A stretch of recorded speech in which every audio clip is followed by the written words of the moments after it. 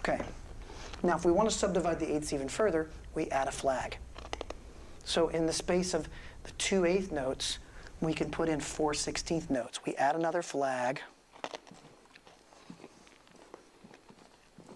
Okay. Though, again, typically when we got a group together, we would beam them like this. And then you add an extra thing to make it a 16th. So that tells me it's a 16th versus an eighth. Okay? So there's 4 16ths for every quarter note. They equal the same thing. Okay? 2 eighth notes in a quarter, 2 16ths inside an eighth, and so forth. Now, you can keep adding flags. If I go third flag, that's 32nd note. Not very often, but it happens. You can go a fourth flag and 64th notes and so forth. But you rarely get much past the 16th. So everything makes sense so far. You also have a 16th rest that has a second flag, and then the eighth. So then if I do that, now I've got 3 16ths and a 4th 16th rest for that one beat.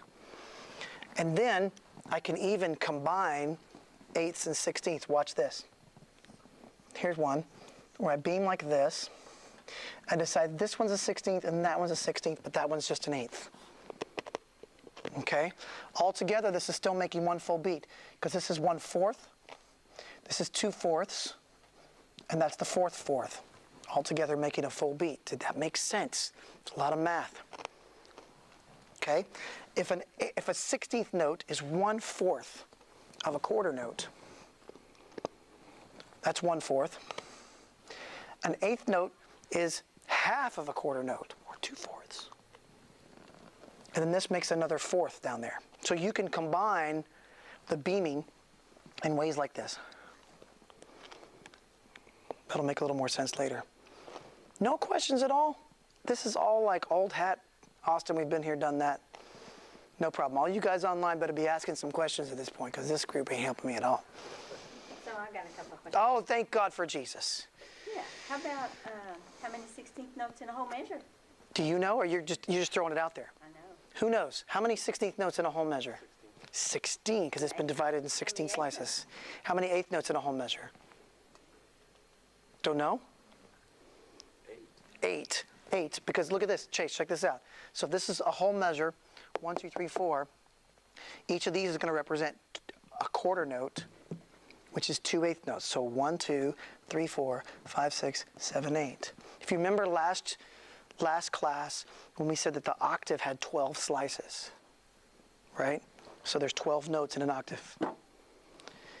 This is the same kind of thing, only we're slicing it up in either 4 slices or 8 slices or 16 slices.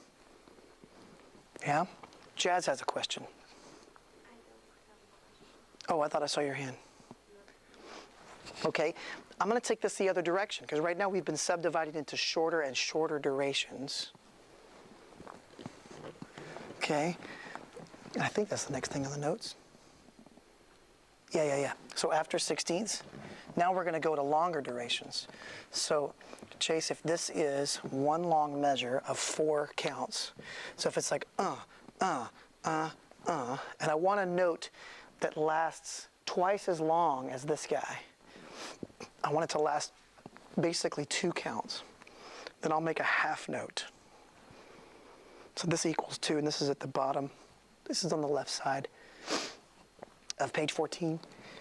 So this equals 2 counts. Equals 1, equals 2. So I would have, if I wanted to fill up the measure with half notes, I'd need 2 of them. Right? 2 counts here, 2 counts there. It can also, again, the stems can go down the other side. That way. Okay? And then if I want a note that's going to last the entire measure, I just do a circle that's not filled in, and that equals 4. And that's going to be the whole thing. So here's an example. Everybody, real quick, I need your hands free for just a second. Everybody hands free for just a second. So start clapping with me right here. Jazz has a question. Get in there. Okay. Start clapping right here. This is our pulse, okay? These are quarter notes. We're going 1, 2. Don't stop the claps. Don't stop the claps. Don't stop them. So 1, 2, 3, 4, 1, 2. Now, don't speed them up. Now I'm going to sing a note that's going to be a whole note. Ready? La. I just sang a whole note, right? La. Now I'm going to sing 2 half notes. La, la. Same thing. La, la. But everything's referencing that quarter note beat. This means stop. Y'all never did that in class? This means stop. Okay? So everything is referencing that beat. Even if I sang a note that was longer than or shorter than the beat, it's all referencing that. Okay? Now, so we can use this system, though we're not quite done with it yet, but we can use this system to indicate all kinds of durations, and we're going to want to as we go forward. In rhythm charts, it's very common to play a chord for a whole measure or for 4 measures at a time. So in rhythm charts, a lot of times we don't even really write this. We just say, here's a chord, and we put some slashes, or we put an empty measure saying, play this chord for the entire bar or the entire 4 bars. Okay? But one thing I want to throw out here, a descendant of the whole note, if I'm playing a rhythm chart and it just says play E for a while, that means I'm going to play and groove in whatever way that I've deemed fit for that duration on that chord. But let's say I want the player to just play the chord and hold it for 4 beats. Okay? Then a leftover from the whole note, we've got these diamonds that we use in rhythm charts. Okay? So the diamond means play and hold for 4 beats. It's similar to this, but in rhythm charts, a lot of times you're not writing every single note. You're saying, hey, groove for these 16 beats, or these 4 measures of 4. And then when you get to the next measure, hit the chord and hold it for 4 beats.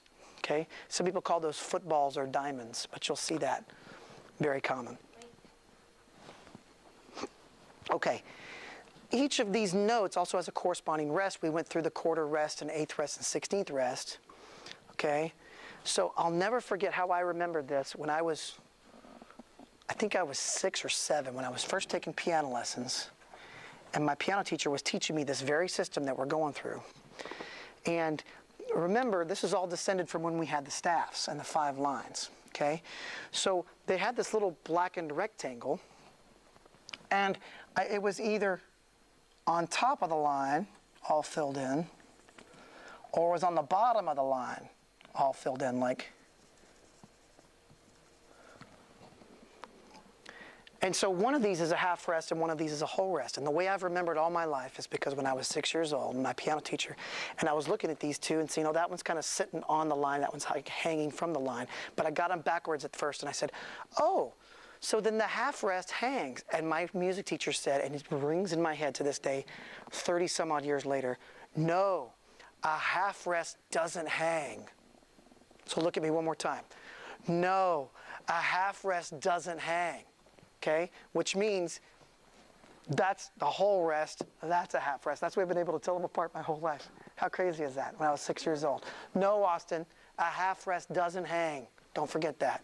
Okay? So this is a whole rest. This is equal to 4 counts. This means don't play anything. I want silence for 4 counts. This means I want silence for 2 counts because a half rest doesn't hang. Whole rests hang. With me? Okay?